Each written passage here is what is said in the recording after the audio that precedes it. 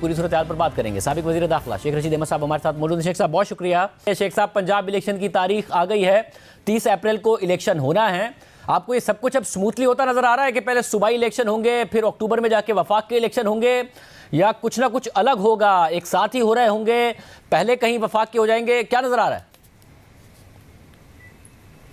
अगर तो इनमें अकल है, शऊर है, समझ है, और ये ख़ानदान जो नून और शीन में बटा हुआ है, अगर इनको समझ है तो ये असम्बली तोड़ दें। आइंदा 72 घंटों में असम्बली तोड़ दें और कौमी और सूबे का इलेक्शन इकट्ठा करें। जब सूबे का नतीजा निकल आया 5-5 साल के लिए, और सूबों में इमरान खान की हुकूमत 5 साल के लिए बन गई, KPK में भी और पंजाब में भी, तो फिर कौमी असम्बली में इनको कैंडिडेट्स ढूंढने पड़ेंगे, इश्तहार देना पड़ेगा।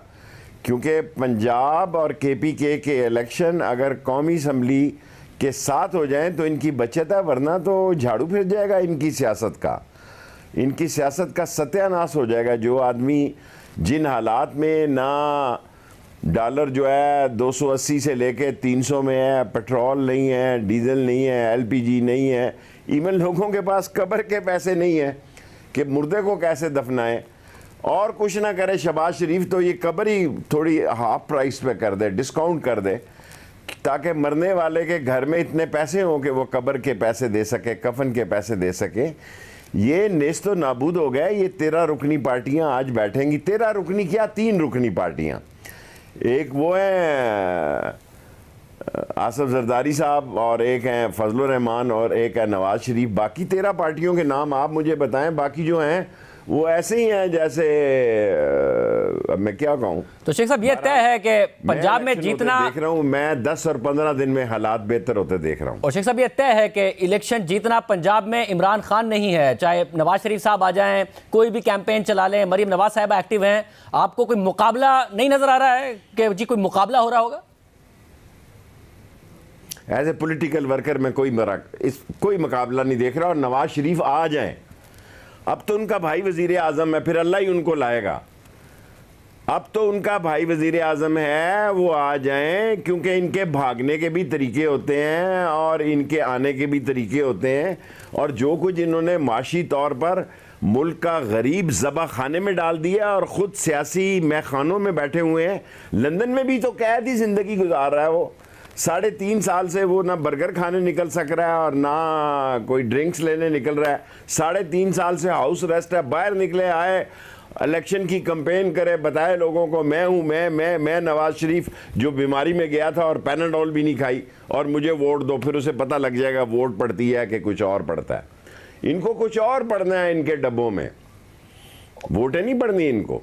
और शेख साहब, इस सारे सिनेरियो में एक जो ज़रा मुल्क का इस्तेहकाम भी बड़ा अहम है। अलग अलग अगर इलेक्शन हो रहे होंगे तो इस्तेहकाम आ पाएगा। जो पार्टी हार गई वो दूसरे पर धांधली का इल्ज़ाम लगा रही होगी, फिर अक्टूबर में एक और इलेक्शन हो रहा होगा, तो ये एक मसला अपनी जगह पर खड़ा रहेगा। इसका कोई रास्ता दरमियानी निकल सकता है अगर मिल बैठ कर, या आपके ख्याल में अब ऐसा ही है, पीछे हटना PDM को ही पड़ेगा?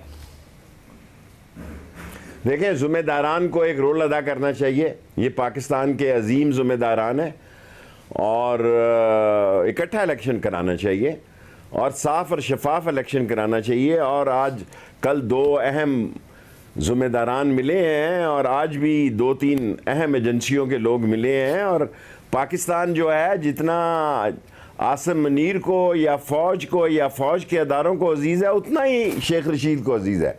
ये कहते हैं हमने अपनी सियासत दाव पे लगाई है, इन्होंने रियासत दाव पे लगा दी है। इन्होंने गरीब की ज़िंदगी दाव पे लगा दी है। इन्होंने इस मुल्क में 10 महीने में अपनी नाअहलियत को, अपनी नाअहलियत और नलायकी को, सिवाय अपने केसेस ख़त्म कराने के कुछ किया है? कोई डिलीवर किया है तो बताएं, क्या डिलीवर किया है? अभी तक 20% सूद करने के बावजूद IMF इनके हाथे नहीं चढ़ रहा।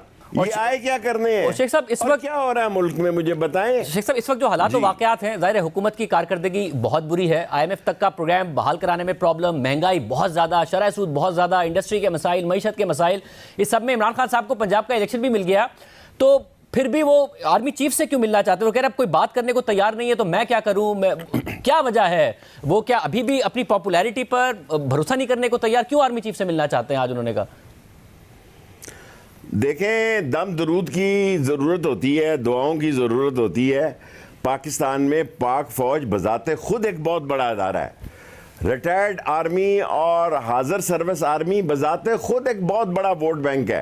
पहले हम गुजरते थे तो कोई हमारी तरफ देखता नहीं था, अब गुजरते हैं तो आम फौजी भी हमें 2 सलूट मारता है, क्योंकि वो समझता है कि हम पाकिस्तान की बात कर रहे हैं। हम चोरों, डाकुओं, लुटेरों, बेईमानों, करप्ट, डिसऑनेस्ट, स्लगिश और इन चोरों और रात के अंधेरों में आने वाले और 25-25, 30-30 करोड़ रुपए में सियासी तोहफे खरीदने वालों के तर्जमान नहीं है। इसलिए मैं ये समझता हूं कि इमरान खान को ज़रूर मिलना चाहिए और उसको कोशिश करनी चाहिए कि जो गलतफहमियां पैदा हो चुकी हैं या पैदा की गई हैं। मुझे खुद 1-2 दफ़ा बाजवा साहब ने कहा GHQ में कि वो शहबाज साहब सुन रहे होंगे कि वो शहबाज से मिलो। मैं कहा जी दफ़ा करो, इनका टाइम गुजर गया है। लेकिन इतनी 2 रात के अंधेरे में लाए, मैं तो आसफ जरदारी का सोच रहा हूं कि वो कैसे भागेगा, और उसका बेटा जो रोज पाकिस्तान से, और ये तारीख बताएगी कि उसके बेटे के साथ कौन कौन सफर कर रहा है और वो किस किस्म के लोग हैं जो सफर कर रहे हैं और वो किन के जहाज़ों में सफर कर रहे हैं और किन किन मुल्कों में गया है। ऐसे मुल्कों में गया जहां पाकिस्तानी कोई नहीं मिलता, और मुझे जैसे आदमी को देखना पड़ता है नक्शे में, यार ये कहाँ है, नमीबिया कहाँ है, ये गैम्बिया कहाँ है, और ये तो शेख साहब, इस वक्त भी क्या खान साहब को ये डर है कि वो कहीं डिस्क्वालीफाई तो नहीं हो जाएंगे, इसके अलावा कोई मैनेजमेंट ना हो, इसलिए वो चाहते हैं कि आर्मी चीफ से मुलाकात करके मामलात को पहले जैसा किया जाए? क्योंकि एक ही वक्त में वो जनरल बाजवा के खिलाफ कोर्ट मार्शल की बात कर रहे हैं, फिर आर्मी चीफ से मुलाकात की भी बात कर रहे हैं, फिर उन्हें उनका हैंडलर भी कह रहे हैं, तो ये सारे काम वो एक साथ कर रहे हैं। देखें, हर आर्मी चीफ की अपनी पॉलिसी होती है, और आर्मी चीफ सिर्फ अकेला ही नहीं होता बल्कि उसके साथ सारे अदारे होते हैं। MI होती है, ISI होती है, 408 होती है। मेरा मतलब है उसके पास सारे मामलात, हालात और वाक़यात इंफॉर्मेशन होती हैं। हमारी फ़ौज है, हमें अपनी इस फ़ौज पे फ़ख्र है, ये अजीम फ़ौज है, और मुझे पूरा यकीन है कि उनको फिक्र है कि इस मुल्क में माशी, क्या रूस, जनाब अली, किसी ने ताजिकिस्तान में जुलूस निकाला, उज़्बेकिस्तान में जुलूस निकाला, किसी ने रूस की स्टेट में मुतालबा किया अलग होने का, क्योंकि फाइनेंशियली तबाह हो गए, मुल्क अंदर से डूब रहे हैं, पाकिस्तान अंदर से डूब रहा है, पाकिस्तान की सरहदों को कोई खतरा नहीं है, और पाकिस्तान को घुटने पे टिकवाने के लिए ये हालात पैदा किए जा रहे हैं कि IMF जो है वो इनसे संभाला नहीं जा रहा। ये तो रिश्तेदारों का एक जत्था है, और शहबाज शरीफ एक मनूवर करने वाला आदमी है, और वो मैनेज करने वाला आदमी है। रात के अंधेरों में सऊदी अरब ले जाने वालों में, और सऊदी अरब से लाने वालों में, और लंदन भगाने वालों में, और फिर दोबारा इक़्तिदार में 2 वोटों से लाने वालों में उसका एक रोल है, क्योंकि हर आदमी फनकार होता है, और वो इस काम का फनकार है, पर इनकी डेट तय हो गई है। मगर शेख साहब, इस वक्त ये जो राउंड है, क्योंकि अगर शेख रशीद अहमद साहब खड़े हैं इमरान खान के साथ, परवेज़ इलाही खड़े हैं इमरान खान के साथ, तो ये बात साबित नहीं होती है कि ये राउंड तो इस्टेब्लिशमेंट के मुकाबले में इमरान खान ने जीता है। तो इस्टेब्लिशमेंट अगर बैकफुट पर है तो खान साहब दोबारा क्यों उन्हें सियासत में लाना चाहते हैं कि जी मुझसे मिलें, बात करें, आगे बढ़ें? ये राउंड तो जीता ना इमरान खान साहब ने। अगर आप भी इमरान खान साहब के साथ खड़े, परवेज़ इलाही भी इमरान खान साहब के साथ खड़े। देखिए, मेरी 10 महीने से मैं अपनी ज़िंदगी में ये तसव्वुर नहीं कर सकता था। मैं इस पाकिस्तान के एटॉमिक में सबसे ज़्यादा एतमादी था, जिसने अहमदी निजात से मुज़ाकरात किए, जिसने कर्नल कज़ाफ़ी से मुज़ाकरात किए, ईरान से किए, सद्दाम से किए। मैं जहाज़ों को भर के ले जाता था, लाता था। लेकिन अगर मेरी आंखों की पट्टियों को भी बांधा गया और हाथों को बांधा गया, पाँव को बांधा गया, मैंने बाहर आके शोर नहीं डाला, बाहर आके मैं चीखा चलाया नहीं हूँ। मैंने कहा कोई बात नहीं, शुक्र है कि मैं अपने मुल्क के हाइड आउट में रहा, किसी दुश्मन एजेंसी के पास नहीं रहा। और चाहिए क्या था उनको? टेलीफोन का पासवर्ड चाहिए था, उनको पासवर्ड चाहिए था। मैंने कहा ये भी रख लो, खुद ही घर छोड़ के चले गए बाद में। सर जी, बाज़ जगह पे बाज़ लोग ऐसे आ जाते हैं, बाज़ छोटे लोग बड़ी जगहों पे आ जाते हैं, या बाज़ छोटे लोग हादसों की वजह से आ जाते हैं, या छोटे लोगों को ले आया जाता है और वो सारे सत्यानाश कर जाते हैं। मेरे ख्याल में इमरान खान को पाक फ़ौज के सरबराह से ज़रूर मिलना चाहिए। मेरी ज़ात, मेरा किसी बंदे से कोई राब्ता नहीं।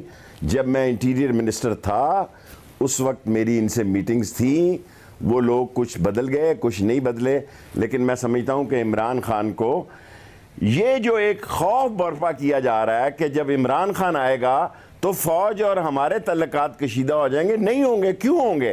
पाक फौज भी पाकिस्तान के लिए बेहतरी सोचती है और इमरान खान भी पाकिस्तान के लिए बेहतरी सोचेगा। और ये तो नहीं हो सकता, क्योंकि पाकिस्तान के साथ हम साम्राज्य को नहीं चाहते, उन साजिशों को तबाह करना चाहते हैं जो पाकिस्तान की जमीन से ड्रोन्स मारना चाहते हैं।